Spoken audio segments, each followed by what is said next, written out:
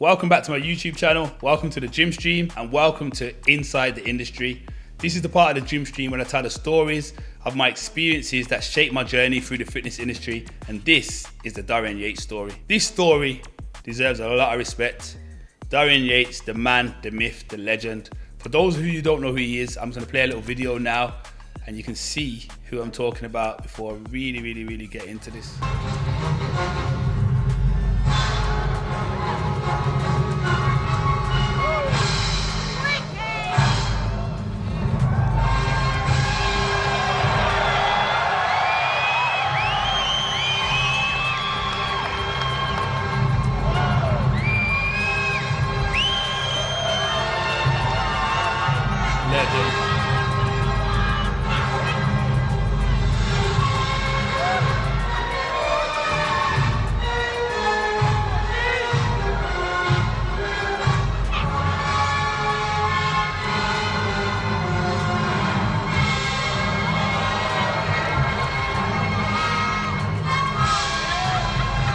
So you can see why somebody like Dorian Yates was 6-time Mr. Olympia.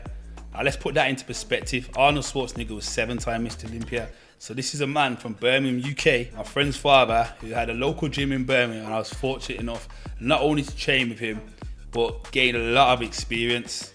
Now I always say people who come from where I come from, deprived neighborhoods, low income backgrounds, are not stupid. We just don't have the knowledge. And Dorian Yates was someone who was kind enough to teach me a lot about fitness and a lot about bodybuilding. He's actually someone who pressured me and put a lot of pressure on me to basically be the best I can. And at times, he was like a father and he was almost disappointed. But I had my own challenges and I had a different way of attacking the fitness industry. Like I said before, Dorian was like a mythical character. He was known for the shadow because he was very different to a lot of other bodybuilders. When they was basically, trying to be in the magazines and do all the showy stuff, Dorian would go away in between competitions and lock in. And obviously that's how he managed to amass such an amazing physique and become an absolute legend. Dorian was known for his back and invented an exercise called the Yates row, which I'll be doing on the road to the 400 kg deadlift. I've actually got loads of clips and I'm potentially gonna have to do a second video on Dorian because they do need some time to compile them. A lot of them on Facebook and social media and stuff like that. And there's a lot of clips where Dorian's just training me and teaching me how to pose from very early on. But I'm gonna load up a YouTube video and then I'll explain how this YouTube video came to be. This is when we was training in Temple Gym around about 2015, very early in my fitness career. So over time I developed a very close relationship with Dorian. Lewis, who is his son, was a very good friend of mine, and I trained at Temple Gym and used to see Dorian all the time. People used to come in and want to take pictures with Dorian, and actually just seeing him in the gym was crazy. He was like a different level of celebrity that I'd never seen before. Wasn't really for the show, wasn't really for the attention, and just really loved his craft and really loved doing what he was doing. And just was somebody who understood life. He was kind of like where I'm just getting to now mentally, like, yo, all of the noise and all of the bravado and the attention, all that doesn't really matter. You just have to lock in. So this is a session called Pain, which I filmed with Dorian, and I had a business partner at the time and we started this brand called Venom Power. And I remember having an argument with my business partner and saying, yo, stop putting our branding all over Dorian's videos. Dorian's a legend and he's worked hard for his own name and his own brand, and actually cross-branding his whole stuff is what I was trying to build at the time, but it was a little bit disrespectful. And although it didn't ruin the relationship, because Dorian's a very genuine guy, I could see that it was a little bit messy, it was a bit muddy waters. But let me just play this video for you anyway. This video is called Pain and you can find it on my YouTube channel.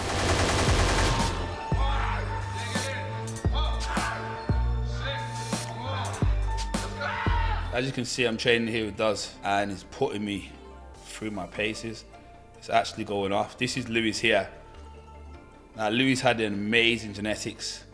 But again, sometimes when your father's Mr. Olympia and you're just expected to basically go on and do the same thing in a different generation, different times, life can be quite challenging. But like I say, the Yateses was always good to me. There's good people, man. This was a great video. Again, I've turned the audio off because a lot of the music's copyright music and I'm trying to grow my YouTube channel. So if you're watching and you haven't liked or subscribed, please do that now. And I'm gonna go on to after pain. So I'm gonna actually show you the context of this video and a little bit of conversation, because it's all good watching the training, but you know, I bet you've seen loads and loads of training videos. We had a lot of schooling in the gym today. Everything looks good. His form's very good on all the exercises, which I would expect because you've been training with Lewis, so your form's very good. Only thing is you still haven't mastered is going that last 10%. You know what I mean? The last couple of reps where you're like, sometimes you're finishing a bit short, below what you can do. And I think your mind doesn't know yet. Check out the Bob Marley t-shirt though. I must say, Dorian is an absolute legend of a guy. Exactly where you can go, so it's a habit you've got to keep pushing. And it's the last couple of reps that your body's not used to, that you're going to get a reaction from. Yeah? Muscle growth is just a reaction to stress. So your body's very clever. It will quickly adapt to a level of stress where it gets comfortable. Yeah. So in other words, if you're shoulder pressing 100 for 8 reps, that's what you're doing now. That ain't going to do nothing for you in the future because your body's adapted to that, yeah, to some degree. So you're going to have to try and push it 9 reps or something. Yeah. So it's the last couple of reps that really count, because that's where your muscle fibers go into failure, contracting where it can't do anymore. So you know, once you get to the point where you can't lift anymore, then you've gone to more or less to your maximum. Of course, you can go beyond that with a... You know what? Looking back at this video, I realised how much potential I actually had here. And one of the things about the fitness industry is like nobody's coming to save you.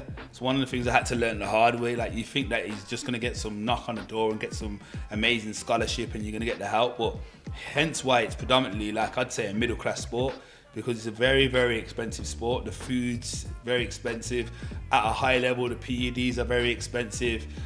The gym memberships, everything. There's just so many finances, and not only that, it takes up a lot of time. You just eat, sleep, train, repeat. So if you're working a 9 to 5, you just literally haven't got time and you haven't got the capacity to basically be one of the best bodybuilders in the world. A bit of assistance, yeah, and always when you fail on the positive and lifting the weight, you're always going to be able to lower it again because your negative strength's higher. So that's why at the end of when we did the cables, when you're total failure, bring it to the top, so you can just lower it down 1 or 2 more. So then you can go, that's actually going beyond the normal point of failure. And of course, very intense and very demanding. You do this kind of training for 5 or 6 weeks, and at that point you need to have a week off. You need to do a couple of weeks of lighter training below your capacity. It's called active rest. So you're not pushing, you're not moving forward, but it's like you're holding the gains, you know what I mean? And you're letting your nervous system rest and everything, and then you go push again. So you've got to cycle this kind of training, otherwise you will get burnt out eventually, because it's so stressful. So. You know what's amazing as well? I met some kids in the gym the other day and they was telling me about training and frequency, and especially when you get older, frequency, it's not a factor. Like, training more often doesn't mean you're gonna get bigger and stronger. It's actually about recovery and rest. And Dorian, obviously, if you know, had his theologies of his theories, like he basically trained intensely for a short amount of time, and he always told me you can't go, what did he used to say? He used to say, you can't train hard and train long at the same time, which is simple, do you know what I'm saying? And actually, back then, how I understood training and how I managed to gain so much mass and got so strong was literally by following all the Dorian's principles and the stuff he taught me. Do you know what I mean? Now I'm seeing guys doing deadlifts 2-3 times a week, squat 2-3 times a week, and bench 2-3 times a week. How people are recovering from that, I don't know. But like he's basically saying here, you have the principles of active rest. You train heavy for 5-6 weeks, then you do a couple of weeks of active rest, and then you go again. You just like literally putting your foot on the gas and then taking your foot off the throttle, where you're keeping the engine in the car moving forward, but you're not burning yourself out. But like I said, this video is also called After Pain, and this is also on my YouTube channel as well. So if you've seen this video and you haven't seen that, make sure to search for that. There's some good education in this video. In my experience, after 5 or 6 weeks, it's pretty much like you're going to hit the wall. So then you back off a bit and then you go again. But during that period, you've got to be prepared to go 100%. To be fair, I actually believe that sometimes that I'm going to my max. But obviously, training me today, and obviously sometimes trainers, I notice that. Well, that's what it takes, somebody there with experience. And you know, I've been in the gym for 30 years, so I know. Dorian's face then was like, shut up, Micquel, you're not going anywhere near your max. So, moving on, let's move on. I had a lot in common with Dorian. Not only was we both coming from Birmingham, Dorian was also someone who had a similar upbringing to myself, and he was somebody who was all about mindset. his whole mentality was, you know, escaping and staying locked in and basically forgetting about everything that was going on. Like when he was training, he'd forget about his bills, he'd forget about all his problems and all his issues, and that 1 hour in the gym, that hour and a half in the gym, the only thing that he had to think about was literally lifting that weight and moving that from point A to B. Like Dorian was an incredible mentor for me, and I probably haven't given him enough credit in the past, if I'm totally honest with you. There's actually a lot more videos and a lot more things that I'm gonna have to talk about. I do think that this video is gonna take a part 2. I remember my first bodybuilding show, I messaged Dorian in the morning, and I know I keep calling him Dorian and Dorian, but he's also got a nephew called Dorian, but we call him Dorian, so it's a little bit confusing. But I remember messaging him on the morning. I was like, yo, I'm going for my first show, almost like messaging your dad. And he messaged me back and he's like, listen, my first show, I was sleeping on a mattress, living in Castle Vale in Birmingham, and I still done what I need to do. No excuses, make sure you go out there and win. And he didn't expect nothing less. He always used to say to me, don't you want to be a pro? Don't you want to be a pro? And he knew that I had all the potential. He just knew that I had a lifestyle at the time that was very distracting and not conducive to bodybuilding. Years later, after doing some expos for Dorian and getting very, very close to Lewis, we ended up working for Dorian and helping the rebuild of DY Nutrition, when DY Nutrition had kind of started again and was kind of getting it back out into shops, because I'd worked with a friend who was basically in distribution. I worked as part of that team, and I actually was an athlete manager, and I built a brand of athletes. I think there's about 10 or so athletes, ran all the brand activation campaigns, and worked really, really hard to get DY Nutrition into a lot of local supplement shops. Obviously, Dorian's name stood for itself, but just like me, I'm here now, and my kind of time in the industry was kind of 5 years ago. Imagine being 20, 30 years ago, there's a lot of new people. So obviously people like Dorian as a legend needed constantly reintroducing.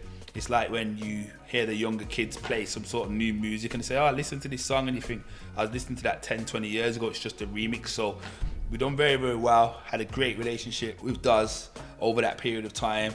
And we even done some stuff on social media and built some like masterclasses where I actually couldn't make it to Marbella. I was supposed to go to Marbella, so my media team went out there and they filmed some stuff with Dorian, and actually he basically done parts of a video and I completed the rest of the parts here, and the video was done reasonably well, to be fair. There was just a little bit of promotion for the coaching company and the HIIT class that Dorian was providing at that time. So I'm going to show you one of them also. Let me show you what they're like. Dorian Yates, 6 times Mr. Olympia, and welcome to my masterclass.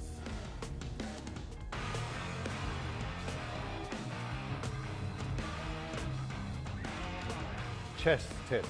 So my favorite basic exercise for chest, and I had to do a lot of experimentation on training chest and training pecs, as it was not a naturally great body part for me. And regular bench press just put a lot of strain on my front deltoids and pec tendon and so on. So I discovered decline press, a low decline press, and the function of the pecs is to bring the upper arm down and across the body. So a low decline press does this perfectly. It has a greater range of motion than a regular bench press, and less stress on the front deltoid and the pec tendon, which a lot of people get injured on a regular bench press. So decline press is my favorite basic exercise for pecs. To find out more about my system, check out my e-learning HIT platform. So that was me and Dorian doing a demonstration of how to basically bench press, and that was called the DY Nutrition Masterclass. There's probably still a few videos on his page. This video was like 2022, so if you scroll down Dorian Yates' page, you'll probably see some of the videos there. And then I also worked hard with Dorian to basically do some promotion and some adverts for the DY Nutrition brand. And here's a video of that also. It was so tunnel vision that I literally did nothing else.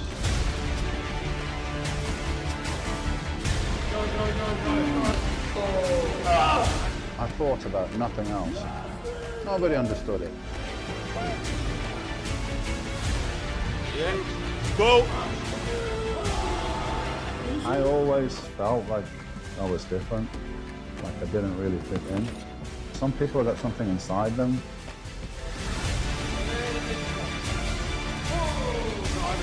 something inside that you got to do. You feel different, like you don't fit in. At least I do. This is my passion. This is what I love doing. And if I don't do this, what am I going to do? Curl up and die? Legendary. This is my passion. If I don't do this, what am I gonna do? Curl up and die. Absolute legend. Do you know what? I think to finish this video, although I'm probably gonna have to do a part 2, because this story is a lot deeper than I'm letting on, and there's so much more to show. I think it would be very disrespectful to not end this video on a Dorian Yates blood and guts video. Now, if Dorian's ever in the UK and I'm not working with a brand that clashes or anything like that, and it's not a conflict of interest, I'd love to get Dorian down to the space and train with him. I'm definitely gonna have to be on point, because I've trained with him before and he's embarrassed. He's just like, bro, you're messing about, you're not serious. But a lot of the time when I was around Dorian, I was having late nights, very little sleep, and he could see the power was there, but the endurance just wasn't there. I wasn't getting through